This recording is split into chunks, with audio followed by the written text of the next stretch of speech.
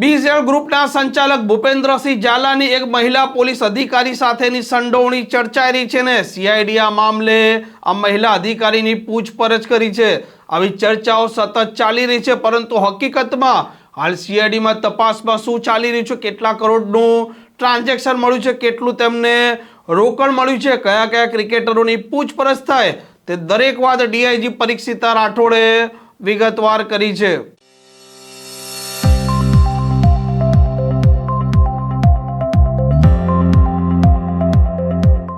નમસ્કાર, આપ જોઈ રહ્યા છો હોટલાઇન ન્યૂઝ અને હું છું આપની સાથે તોફિક ગાંચી।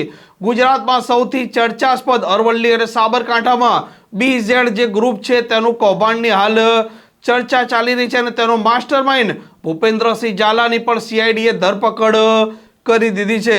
આ ભૂપેન્દ્રસિંહ ઝાલાને સંતાડવામાં અને તેને પડદા પાછળ મદદરૂપ થવામાં એક મહિલા પોલીસ અધિકારી છે તેની સંડોવણી સતત ચર્ચાઈ રહી છે ને ત્યાં સુધી વાતો સામે આવી રહી હતી કે આ મહિલા પોલીસ ઇન્સ્પેક્ટર છે તેની સીઆઈડીએ પૂછપરછ કરી છે અને કોઈ પણ સમયે ધરપકડ પણ થઈ શકે।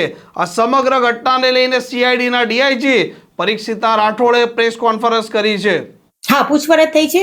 હાલ અત્યારે એવું કોઈ જ નામ તપાસ દરમિયાન મળી આવ્યું નથી।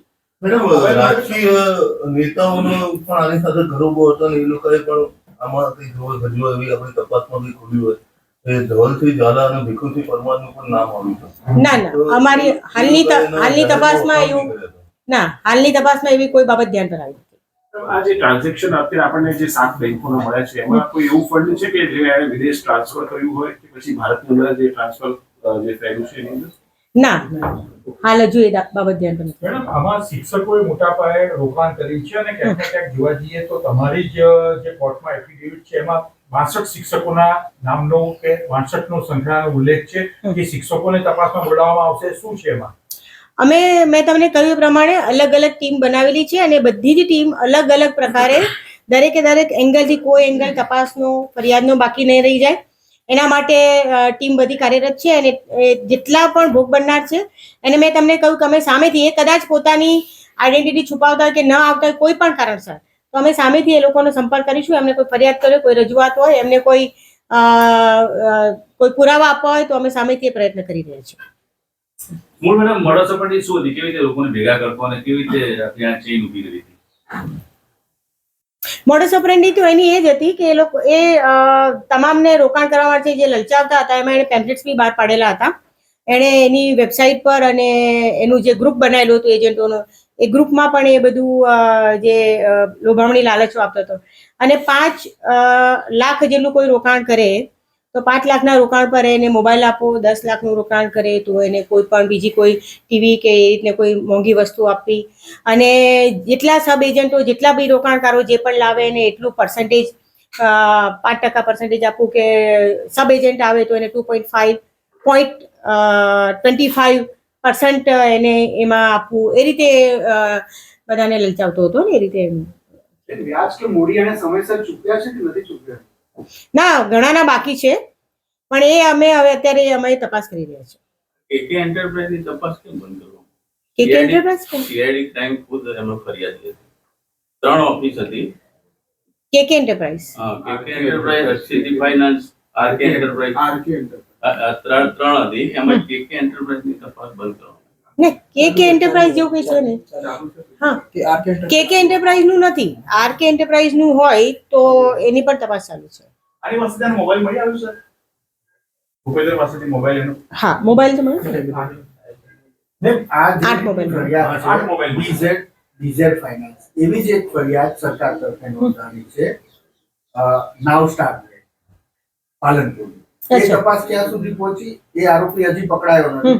આમાં તો તાત્કાલિક સીઆઈડી ક્રાઇમે લુકઆઉટ નોટિસ જાહેર કરી, એમાં હજી આવા પ્રકારનું કંઈ થયું નથી। શું થવાનું છે, કઈ રીતે તપાસ? ના, ચોક્કસ એમાં પણ હું જોઈ લઈશ, એ મારા ધ્યાન પર નથી અત્યારે, બહુ ક્લિયર વાત છે એટલે તમે ધ્યાન દોર્યું તો હું જોઈ લઈશ ને એમાં પણ ચોક્કસ આપણે પ્રોપર લાઈન પર તપાસ કરીશું। હા, ચોક્કસ જરૂર જણાવશે તો એમની પણ પ્રોપરલી તપાસ થશે। કેટલું રોકાણ એમને ફિગરલી તમે કહી શકતા હો તો? એક્ઝેક્ટલી તો બહુ મને અત્યારે 3 ક્રિકેટર હતા અને એકનું કદાચ થોડુંક વધારે છે, બાકી બીજા બધાનું કહું એક્ઝેક્ટલી યાદ નથી અત્યારે મને। 10 લાખ કે એકનું 10 લાખ હતું ને એકનું બીજું કંઈક 25 લાખ જેવું એમનું એવું કંઈક હતું. કઈ કોર્ટ એમનું લીધું છે નિવેદન એમના લીધું? ના, એ તપાસ ચાલુ છે.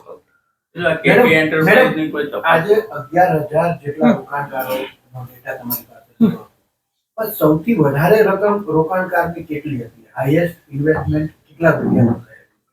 કોઈ એક પર્ટિક્યુલર રોકાણકાર 1 કરોડ, 2 કરોડ, 4 કરોડ, 5 કરોડ? એટલે એ અમે લોકોએ અલગ બાયફર્કેટ કર્યા છે.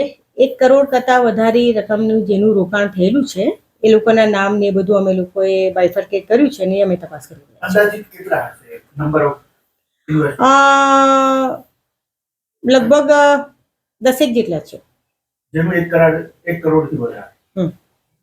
600 કરોડનું સ્કેમ છે તો 11,000 કરોડ. 6,000 કરોડ સોરી 11,000 ની અંદર 6,000 કરોડ કેવી રીતે adjust થાય છે? જ્યારે બાકી 6,000 કરોડ ઉપર નહીં, 6,000 કરોડ તો જે તે વખતે ફરિયાદીએ લખાવેલું હતું, જી. બરાબર. પણ એ હવે તપાસ જે કરી રહ્યા છે અમે લોકો, તો એમાં તો લગભગ 400 થી 450 કરોડ જેટલું જ ફિગર અત્યારે હાલ મળી રહ્યું છે.